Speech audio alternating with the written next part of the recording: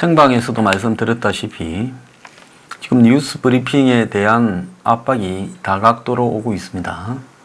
광고 부적 합으로 해서 광고가 붙지 않는 지금 이 부수가 하루에 5개를 올리면 3개 아니면 4개가 광고가 붙지 않고 있습니다. 자, 왜 그러는지 충분히 짐작이 가는데요. 그래서 저희들도 대응 방식을 바꾸어서 지금 매일 5개 아이템을 올리다가 보통 한 25분 안팎인데요.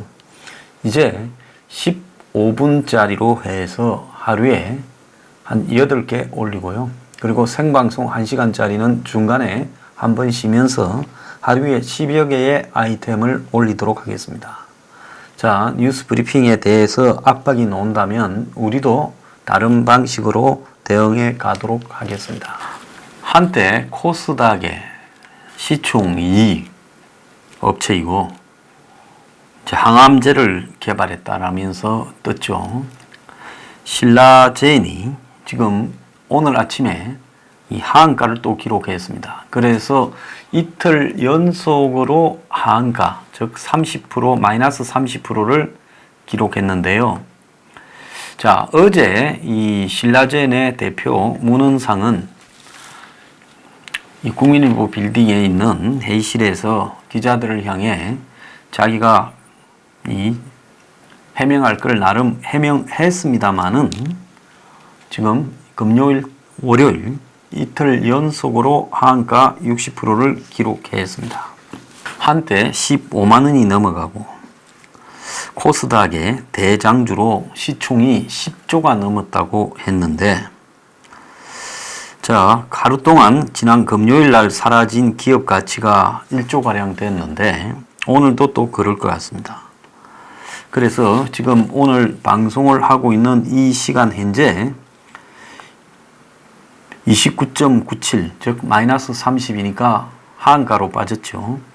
그래서 3만원대에서 21,850원으로 지금 내려왔습니다. 이렇게 갑자기 몇 년 사이에 떠서 미국 회사를 인수했죠. 이렇게 수조 원대의 가치를 가지게 된 것은 현재 개발 중인 신약 면역 항암제 팩사백이라는 것이 잠재력이 있다. 미국에서 이게 실험 결과 받아들여지면 그 이후에 모든 암에 획기적인 효과를 가져올 거다. 이렇게 알려지고 있었습니다.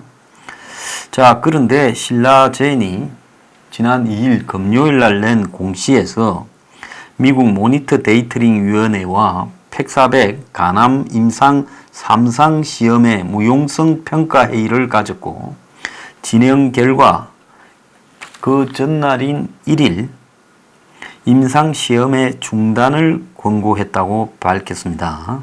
이 DMC라는 것은 미국의 신약의 그 효과를 검증하는, 그러니까 임상 실험한 결과를 발표하는 독립된 기관입니다. 그래서 신라젠 측은 미국 DMC에서 권고받은 상황을 미국 식품의약국 FDA에 보고할 예정이다. 그래서 한참 잘 될 것처럼 이렇게 표방해서 지금 한때 한 주에 15만 원을 넘겼던 이 회사의 주식이 작년부터 계속 늦어지면서 뭔가 실험 결과가 제대로 안 됐다. 그래서 이게 문제가 생겼다라는 의문이 지속되어 왔고 주식 가격도 내려오기 시작했었습니다.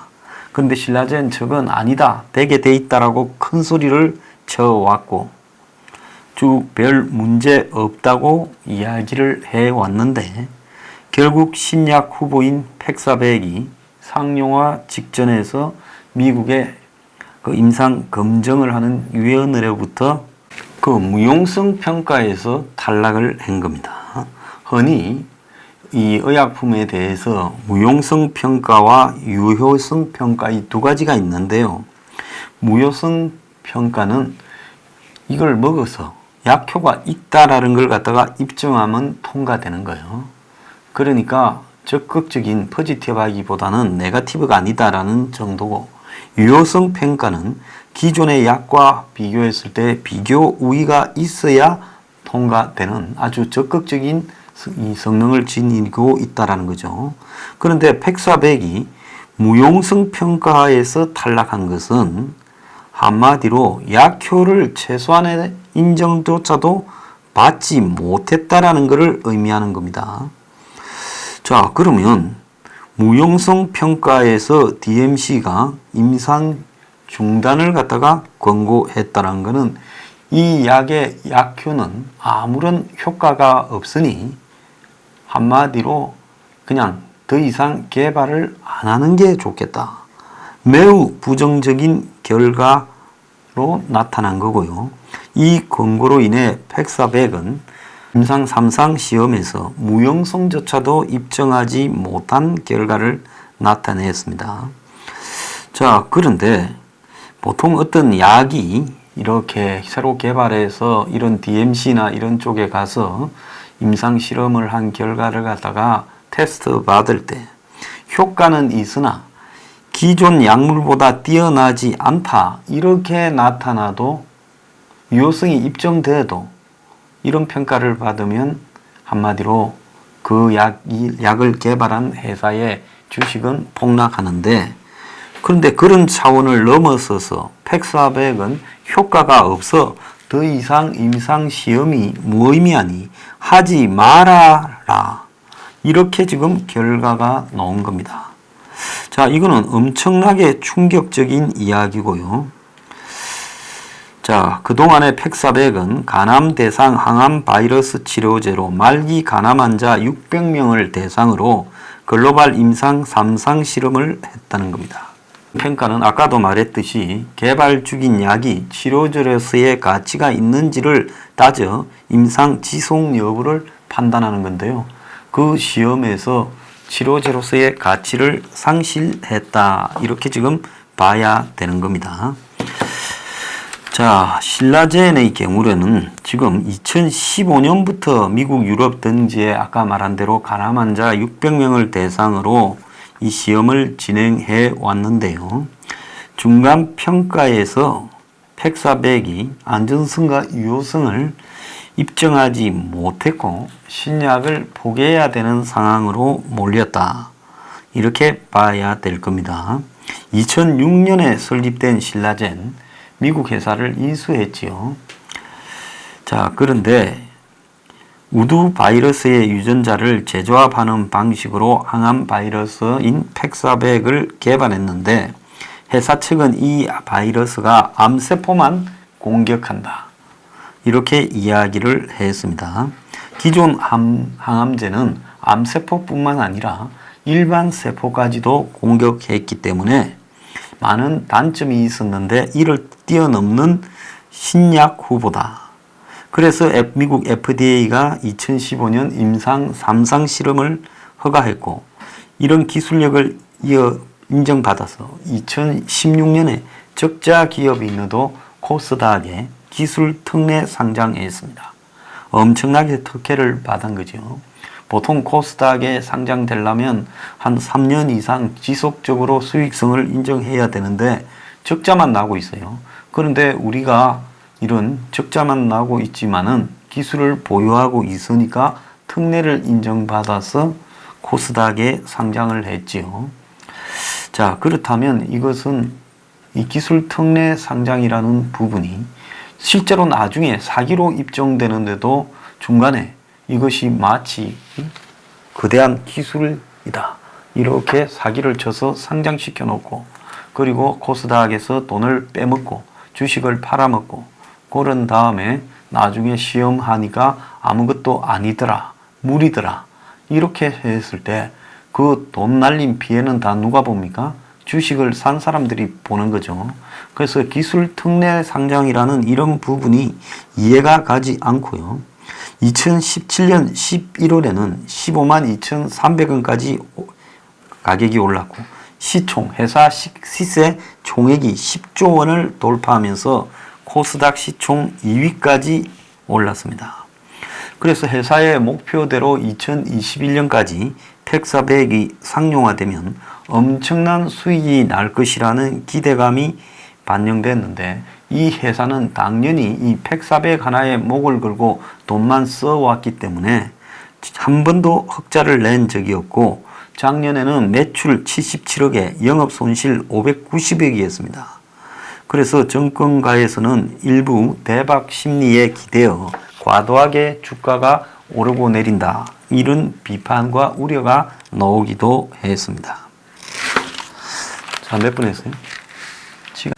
자, 그런데 이 주주들은 재산을 다 날리게 생겼는데도 신라제는 구체적인 권고 중단 사유를 듣지 못했다라는 말만 하고 설명을 제대로 안 한다고 지난 2일까지 비판을 받아왔습니다.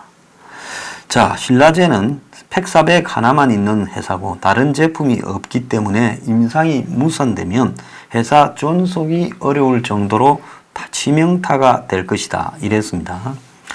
자, 그런데 정권가에서는 신라젠 직원들의 도덕적 개의, 모랄 해저들을 지적하는 이야기도 나왔습니다.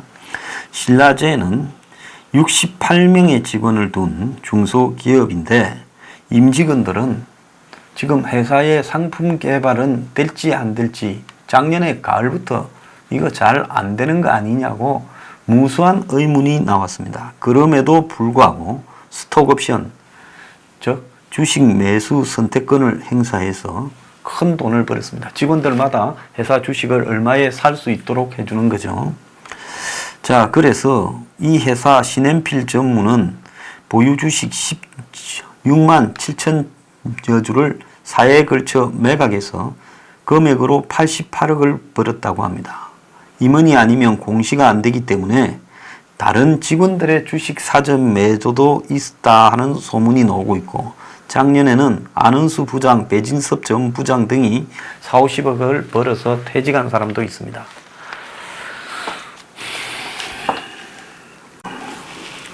지금 오늘 아침 헤럴드 경제에 보면 신라젠 임직원만 스톡옵션으로 수천억을 챙겼다라고 이야기가 나오고 있습니다. 자, 한 가지만 개발하는 회사에 그 한 가지가 거의 물처럼 아무런 약효가 이렇게 입증되지 못했다고 나왔습니다.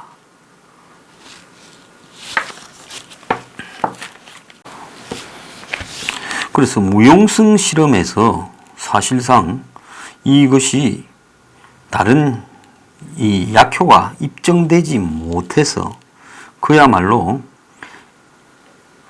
딱 적었네요. 무슨 약효가 있는지 모르겠다 했는데 임직원들은 스톡옵션으로 총액 2천억을 넘는 돈을 벌어 챙겼고 상당수는 금액을 챙긴 후에 퇴사를 했다는 겁니다. 자, 3월 말까지 이 스톡옵션을 발행한 신주만 285만 2,777주라는 거예요. 신라제는 2015년 상장한 이후에 다시 합시다. 신라제는 2016년 상장한 이후에 가격이 수직 상승해서 2017년, 18년에 엄청나게 높은 상태로 있었죠. 최고치는 15만 원이고 작년에만 해도 10만 원 이상이 유지되어 왔었습니다. 자, 그런 상황에서 지금 주가가 상승한 이 작년, 재작년에 95만 8천 주, 130만 주가 행사되었어요. 그러니까 대부분이 작년, 재작년에 가격이 높을 때 행사됐지요. 2015년까지 평균 행사 가격만 약 3,900원 수준이라는 겁니다. 스톡옵션 행사 시에 2천억 가량의 차액 기회가 있었다는 거예요. 자, 그러니까 이 작년에 사업 보고상으로 볼 때 퇴직한 지성근 사내이사가 스톡옵션 행사 이익이 75억, 주당 4,500원으로 7만 2천 주. 그러니까 작년에 그래도 10만 원 안팎할 때 이렇게 했으니 얼마나 벌었겠습니까? 주당 3,500원으로 5만 주를 기록했고 퇴임 이후에도 스톡옵션을 추가 행사해 약 26억을 벌었다는 거예요. 그러니까 스톡옵션만으로 100억 이상을 벌었습니다. 박철인 이사라는 사람은 퇴임 이후 스톡옵션을 행사해 98억의 이익을 벌었고 아까 말한 또 다른 사람들도 있습니다. 문흥상 신라젠 대표의 친인척 곽병학도 행사가격 3,000원에 부여받은 5만 주를 전량 전환을 했고 계열회사 직원 61명이 스톡 옵션을 행사했습니다. 자, 문흥상은 지금까지 총 156만 2,844주를 스톡 옵션 행사했는데 한 주당 평균 84,800원에 매각을 했어요. 총 1,325억 규모입니다. 그러니까 이 사람은 기본적으로 1,000억 이상을 1,몇백억을 벌어먹었다는 거죠. 자기가 아마 이 가진 스톡 옵션은 가격이 가장 싼 가격이었을 겁니다. 신현필 전무 앞에서 언급한 사람이 지난 7월 1일부터 7월 8일까지 4회에 걸쳐서 16만 7천 주를 파니까 당시 업계에서는 신라젠의 실험에 문제가 생긴 거 아니냐, 곧 발표할 내용에 심각한 게 있는 게 아니냐라고 의문이 제기됐는데 신라젠 측은 개인적 채무를 변제하기 위해 매도했다 했습니다. 이 회사는요, 합쳐서 임직원이 수천억을 해먹어 버렸습니다. 실제 자기 이름이 아닌 다른 이름으로 가지고 있었을 주식도 있고, 그리고 자기 회사의 주식 상황을 알았기 때문에 어마어마하게 해먹어서 이 스톡옵션 행사한 것은 겉으로 드러난 빙산의 일각일 뿐이라고 봅니다. 그러면 자, 정권 교체기 지금 2016년에 촛불 시위가 있었고 2017년에 이제 탄핵이 이렇게 가결되고 대선이 있었고 2017년에 7월에 문재인이 대통령이 되었고 그리고 또 2017, 18년 이때 주식 가격이 폭등을 했으면 그럼 제가 하나 묻겠습니다. 이 신라젠 주식을 가지고 돈을 벌어먹은 놈은 누구고 신라젠 주식으로 돈을 잃은 사람은 누구냐? 대한민국 주식시장이 이렇게 사기성 짙은 신약 개발이라는 호재를 가지고 이렇게 개미 주주들을 뜯어먹고 해도 되는 것이냐? 자, 이 부분에 과연 정치는 무관한 것이냐?